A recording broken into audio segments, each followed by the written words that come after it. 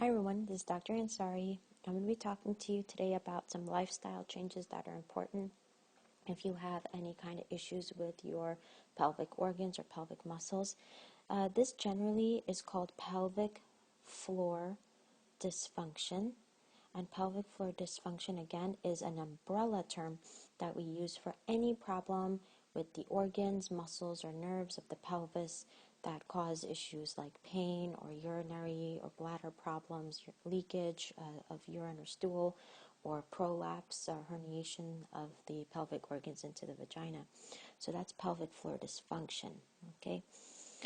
So first, what we're going to talk about is weight loss. So weight loss is a very important aspect for general well-being, all your other organs of your body. But specific to the pelvic floor, weight loss has been shown to help with prolapse, and with stress urinary incontinence. So prolapse is that herniation into the vagina, and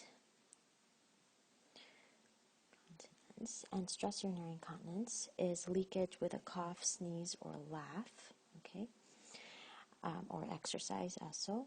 Now, there's another condition called overactive bladder, where you go to the bathroom all the time, like every hour, every 30 minutes, or you might even leak before you get there because you can't hold it. So, overactive bladder is somewhat responsive to weight loss. Sometimes it helps a lot and sometimes it doesn't help much. However, one thing that you do have to know is that for all of these issues, weight gain is going to make it worse. Okay? Weight gain will make it worse. So even if weight loss doesn't help everything, if you continue to gain weight, you're going to have more problems. Okay. Next is diet. So number 2, diet. Diet, this is not the weight loss type of diet. I'm talking more about diet that's helpful for your pelvic function.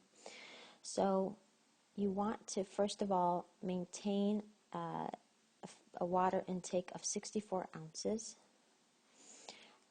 And really, you don't want to go over 64 ounces because at that point you might be drowning your urinary system. And so it'll have a hard time keeping up with you, and then you'll develop a form of overactive bladder. You really want to avoid any kind of acidic, carbonation, and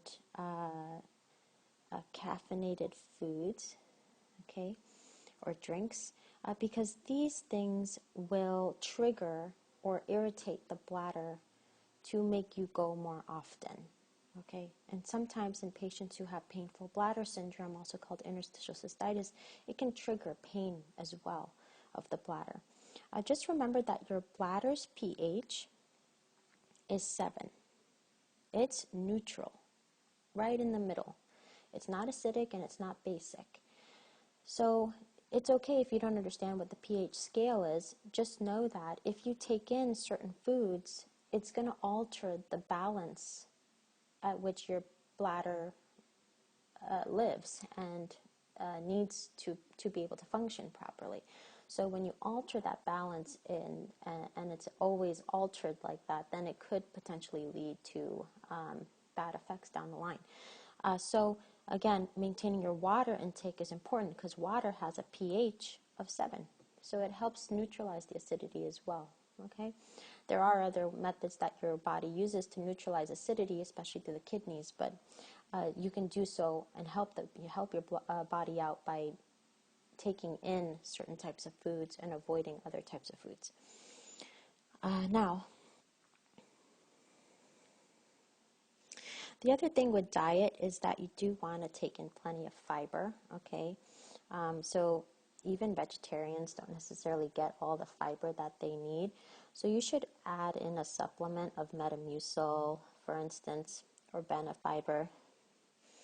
Metamucil or Benefiber about 1 to 2 times per day. And that'll help with your bowel movements, for instance, because you want to avoid straining. So no straining. When you put a lot of pressure down there, especially if you have chronic constipation, you're going to increase your risks of developing prolapse or even herniation of the rectum. So you really want to avoid doing that.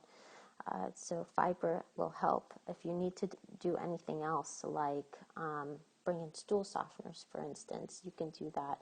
Some gentle laxatives like Miralax once in a while are useful too. If you have issues that are not responsive to these simple things, you might want to see a gastroenterologist, and they can help you with some other medications or some other treatment regimens that could be helpful for this.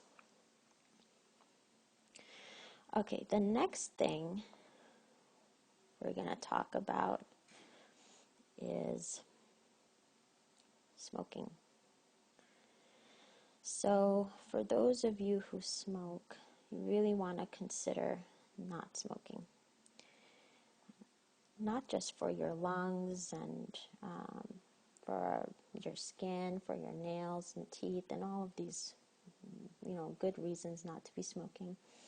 But also, it's the number one cause of bladder cancer. Okay?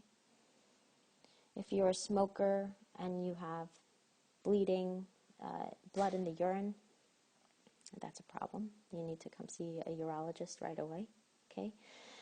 But it is a number one cause of bladder cancer, and it is also a bladder irritant. Just like those foods can trigger irritation, so can smoking. And you want to avoid this type of scenario where, a lot of what you're doing is the cause of your problems. If you can stop it, then you should. So smoking is another thing that you really should stop. It's hard to stop smoking. It's an addiction. You have to work on it. You have to wean down. And you have to consider maybe talking to your primary care physician about other methods like using nicotine replacement to help with that. And remember that you might fall off that wagon, but you just get back on it. Get back on the quitting wagon, and it's going to happen a number of times. And just know that that's okay. Not everybody can be 100% successful, but as long as you try to stop smoking and you're successful, it's good. So just know it's not easy, and even doctors know that that's not easy. We're not asking you to do something that's easy. And just as a side note, vaping, okay? A lot of people don't know much about vaping, but vaping may not have so much effect on the bladder, but it is a major cause of strokes and heart attack, and also lung issues, okay? Breathing issues. So maybe not for your bladder, but hey, if you are doing vaping, you really just don't want to die too young from one of these or wind up completely paralyzed from a stroke. So just consider no vaping either. Okay. Now, the next thing we're going to talk about is stress management. This is the stress management. Stress is an interesting thing. Stress makes your body react in all sorts of weird ways. And it can also produce urinary frequency and urgency. It can also trigger bladder pain or pelvic muscle pain. Okay? So stress is a major contributor to pelvic organ or pelvic floor dysfunction or pelvic pain issues or bladder issues. So whatever you know that is a major stress reliever, like for instance, maybe riding your bicycle, maybe playing with your dog or walking with your dog, or yoga, exercise, meditation, maybe going to maybe watching some stand-up comedy, whatever is like your stress reliever, you may want to consider bringing a little bit more of that in to your life if you're having a lot of these stress-related issues. And you know yourself. If you know that when you get stressed or anxious about certain things, all of a sudden you start peeing every 30 minutes, well, you figured it out. Like, that's the problem, okay? Or if you know that that's what triggers your pain, well, you figured it out. You know what the trigger is. Just see what you can do to minimize that trigger. We can't avoid all these problems, all these stressors, right? Because they can occur in our daily lives, maybe with family or work.